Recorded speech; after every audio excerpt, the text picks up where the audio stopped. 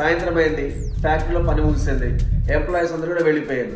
ఒక వ్యక్తి మాత్రం ఏదో మర్చిపోయి తిరిగి కోల్డ్ స్టోరేజ్ లోకి వెళ్ళిపోయాడు. అప్పుడు ఆటోమేటిక్ డోర్ లాక్ అయింది. గట్టిగా అరిచాడు. ఎవరు పలకలేదు. చలికి అతని శరీరం మొత్తం గడ్డగట్టుకుపోయింది. అప్పుడు ఆ వ్యక్తి డిసైడ్ అయిపోయాడు, నేను ఇక్కడే చచ్చిపోతాను అని. కానీ ఒక వాచ్మెన్ మాత్రం ఆయన్ని వెతుక్కుంటూ ఫ్యాక్టరీ మొత్తం తిరిగిండు. చివరికి కోల్డ్ స్టోరేజ్ దగ్గరికి వచ్చి డోర్ ఓపెన్ చేసాడు. అక్కడ చలికి గడ్డగట్టుకుపోయిన మనిషిని గమనించి బయటికి తీసుకొచ్చి ఆయన కాపాడాడు. అప్పుడు ఆ వ్యక్తి వాచ్మెన్ అడుగుతాడు, నేను ఇక్కడ ఉన్నానని నీకు ఎలా తెలుసు అని. అప్పుడు వాచ్మెన్ అన్నాడు, ప్రతిరోజు మీరు లోపలికి వెళ్ళేటప్పుడు బయటకు వచ్చేటప్పుడు మమ్మల్ని నవ్వుతూ పలకరించేవాళ్ళు. ఈ రోజు ఎందుకో నువ్వు రాకపోవడాన్ని నా మనసు గమనించింది. అందుకే నేను వెతుక్కుంటూ నేను వచ్చాను. ఒకరిని పట్టించుకోవడం, పలకరించడం చిన్న విషయమే కావచ్చు, కానీ అవతల వాళ్ళ మనస్సుని అది ఆనందపరుస్తుంది.